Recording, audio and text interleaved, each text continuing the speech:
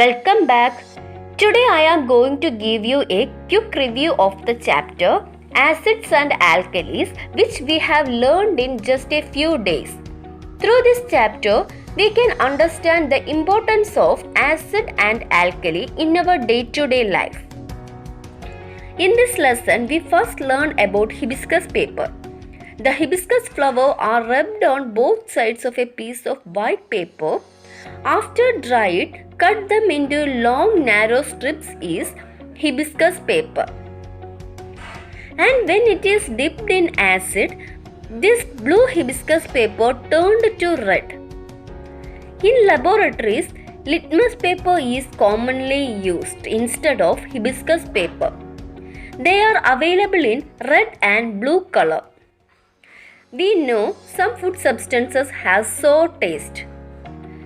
That means acids are present in that substances and they are weak.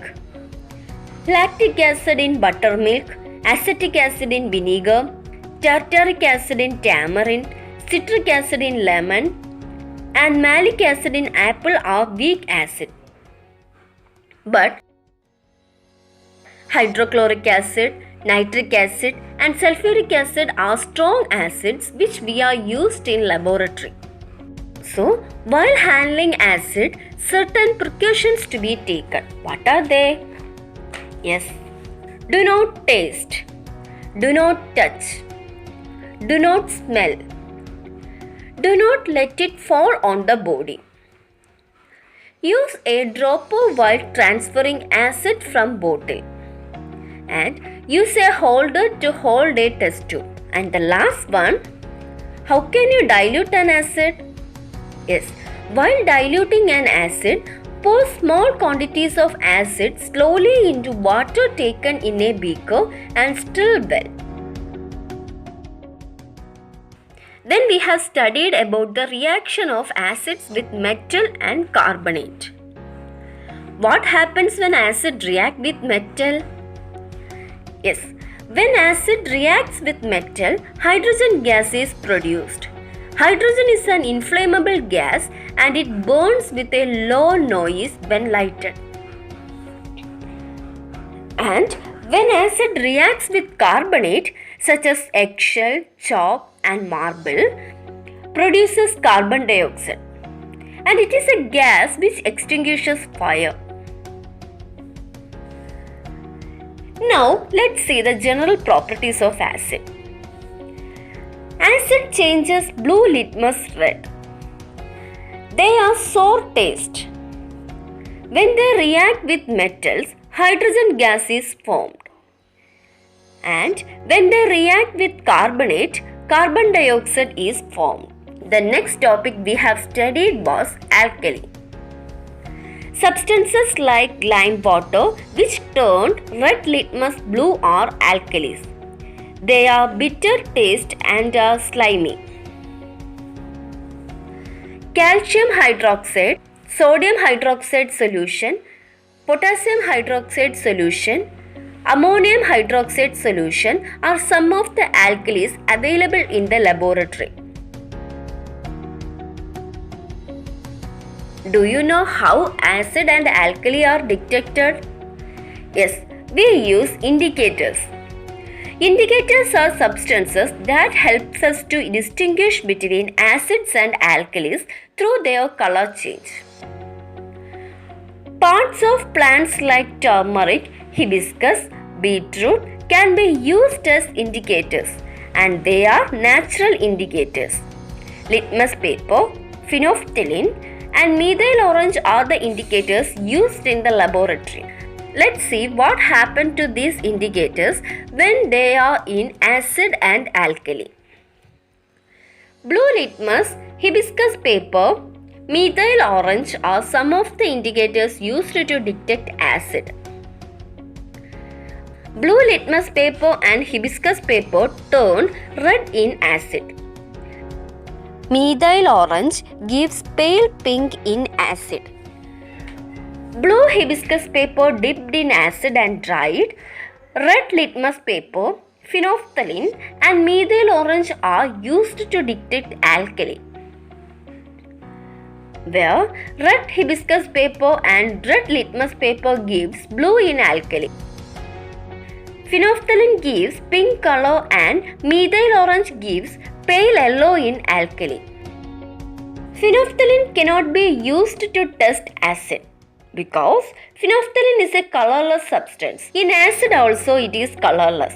So phenolphthalein is not used to detect acid. What happens when acid and alkali mixed together? Let's see. When definite amount of acid and alkali mixed together, their acidic and alkaline nature are lost and salt and water are formed. This is called neutralization. Did you remember the reaction between hydrochloric acid and sodium hydroxide? When they are combined, sodium chloride and water are formed.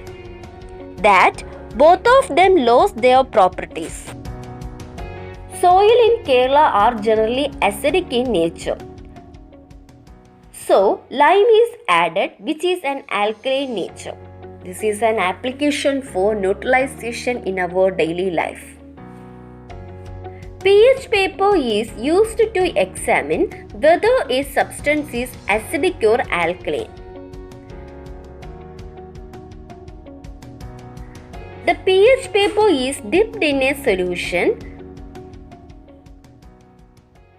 Color chart marked with pH values is available along with a pH paper. If pH value is 7, it indicates a neutral substance. It means the substance is neither acidic nor alkaline. The pH value of pure water is 7. When pH value is greater than 7, the substance is alkaline, and when it is less than 7, it is acidic. A color chart marked with pH values is available along with a pH paper. Let's see how to find the pH of soil. Take a glass and fill it half with soil. Pour water till the soil is immersed completely and stir well. Tilt the glass and collect the oozing water. When the water clears, dip a pH paper into it. We can compare the color change of the pH paper with the color chart and can understand whether the soil has acidic or alkaline nature. In our day-to-day life, we use acid and alkali in many situations.